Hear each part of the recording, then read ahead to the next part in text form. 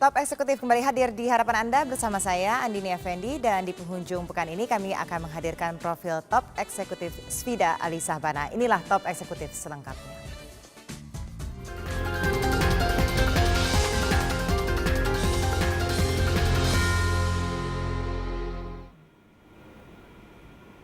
Perkembangan bisnis media memang masih cukup menjanjikan.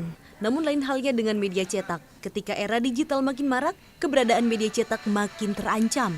Telah terjadi migrasi pola baca sebagian besar masyarakat dari media cetak ke media online atau internet. Penetrasi internet yang semakin dalam di kehidupan masyarakat Indonesia membuat keberadaan surat kabar semakin banyak ditinggalkan. Bahkan pengamat media Raja Pritonga memprediksi media cetak baik koran maupun majalah akan mati pada tahun 2043. Hal ini disebabkan berkurangnya pembaca dan hilangnya pemasangan iklan sebagai akibat dari hadirnya internet dan media sosial. Kan tetap ada, tetapi tidak dalam bentuk cetak, tidak dalam bentuk paper. Dia akan bermetamorfosis menjadi bentuk online, ya, yang seperti sekarang sudah menjamur itu ke depannya, perkiraannya seperti itu. Dan itu akan mulai terlihat ketika iklan-iklan mininya itu mulai berkurang. Iklan tidak lagi menjadi dominan, dan kita tahu iklan mini di beberapa koran itu menjadi pendapatan yang paling besar untuk pemasukan operasional mereka dari iklan. Jadi kalau sudah iklannya susut, ya itu tanda-tanda. Data IC Nielsen mengungkap belanja iklan media massa sampai kuartal 2 2015 mencapai 31,74 triliun rupiah.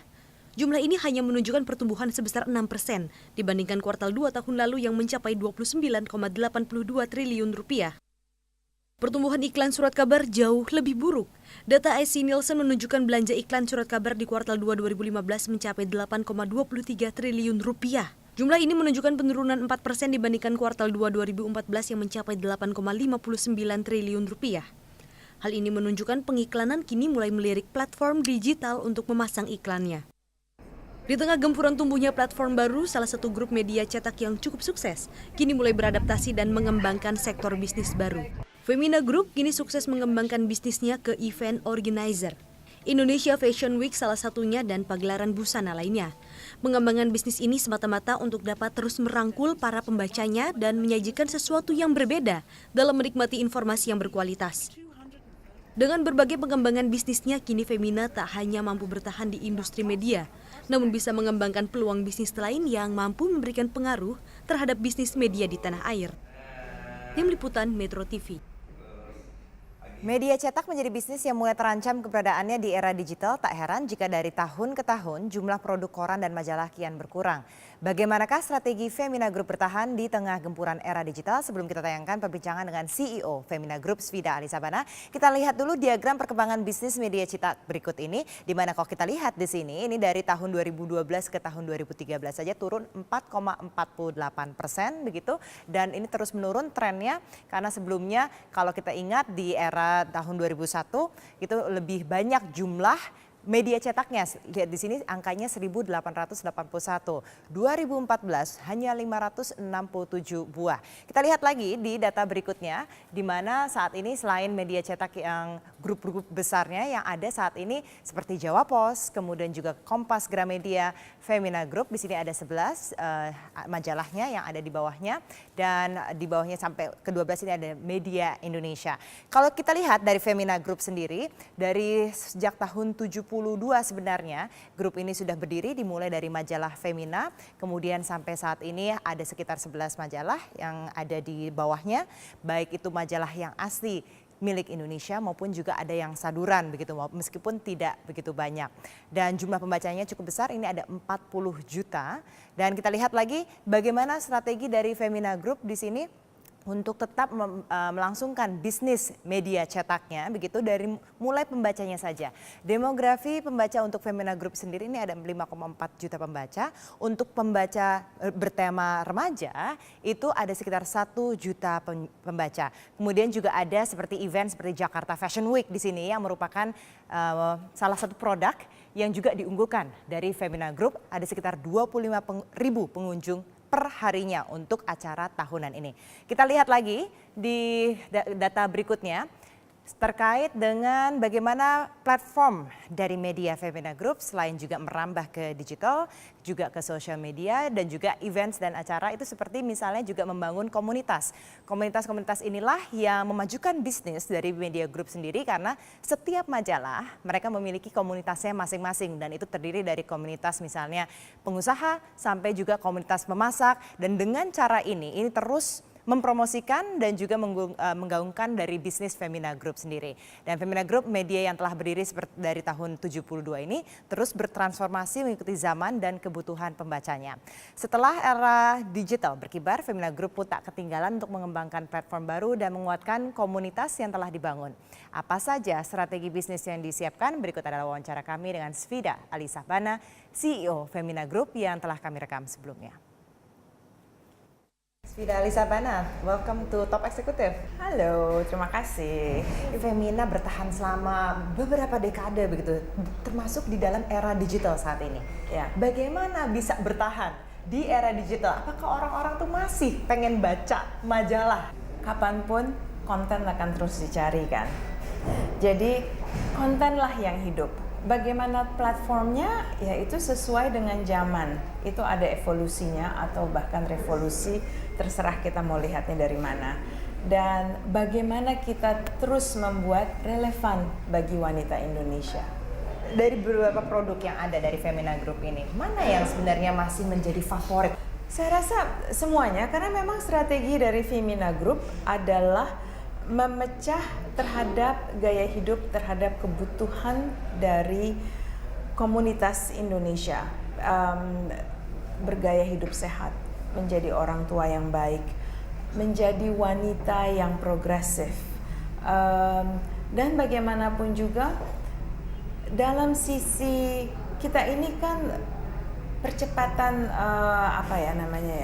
growing affluency kita ini cepat sekali ya, negara ini cepat menjadi makmur, menjadi lebih baik dan tentunya perlu sesuatu yang bagaimana untuk mengembangkan gaya hidup yang lebih positif, lebih baik dan itu yang terus kita kembangkan bersama komunitas. Dan misi dari memang Femina Group adalah untuk menjadi manusia yang lebih baik.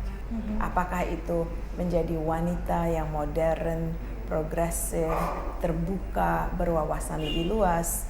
Apakah itu menjadi remaja yang tumbuh sehat, yang memang menerima tantangan-tantangan baru. Menarik sekali kalau kita melihat Ayah Bunda. Website Ayah Bunda itu komunitasnya jutaan. Dan trafiknya tertinggi pada jam 10 malam. Kenapa? Ya karena orang tuanya selesai ngurusin anak, selesai ngurusin keluarga, me time. Me time-nya adalah apa yang bisa saya berikan lebih baik lagi untuk anak saya. Carinya di mana? Digital. Bagaimana? Di mana? Ayah Bunda yang trusted for parenting, gitu. Jadi kami di sini Femina Group terus artinya mengerti bahwa konten misi yang dibawa dari setiap title, apakah itu men's health, women's health, apakah itu Ayah Bunda, parenting, gadis, tentunya Femina yang sekarang makin besar. Femina originalnya kan 25-35, 30 tahun, 40 tahun terakhir. Tapi kami sekarang justru mengembangkannya 20-35, bahkan 20-40. Mengapa? Karena begitu mudahnya dengan digital, slicing, dicing the content untuk serving specific community. Tetapi begitu mudahnya juga untuk serving the whole community. Jadinya kalau kita mau melihat karakter Femina print, mungkin lebih yang untuk 30 ke atas. Femina digital, pasti yang di bawah 30 aksesnya digital. Femina Group ini juga membentuk komunitas-komunitas gitu. Bagaimana komunitas ini bisa mendukung produk dari Femina Group sendiri? Kita ini kan sekarang dalam era yang lebih mudah sekali untuk membuat komunitas ini. Kalau dulu kita mesti meluas gitu, merata. Sekarang ini justru serving each community ada benang merah topik gitu. Yang menarik adalah kita bisa juga kembali lagi kita bagi-bagi.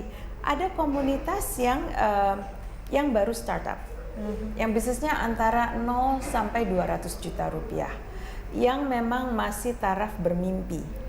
Ada yang 200 sampai 1 miliar, lalu 1 sampai 5, lalu 5 sampai 50.